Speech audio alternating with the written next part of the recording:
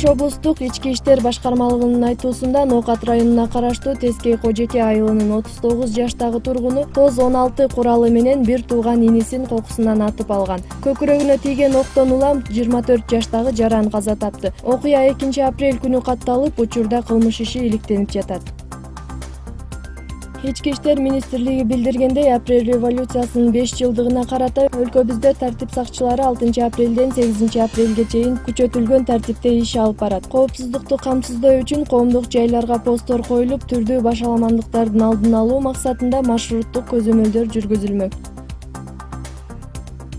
Таэквондо федерациясы маалымдагандай, 4 апрель күнү Казакстанда өткөрүлгөн ачык чемпионатта кыргыз спортчулары куру кайткан жок. Таэквондо боюнча таймашка Өзбекстандан жана Казакстандан мыкты делген командалар катышып, жыйынтыгында Кыргызстандан барган балбандар алдыңкы орундарды багындырышкан. Ошондой эле 5 алтын, 4 күмүш жана 5 бронза медалдарын алып келишти.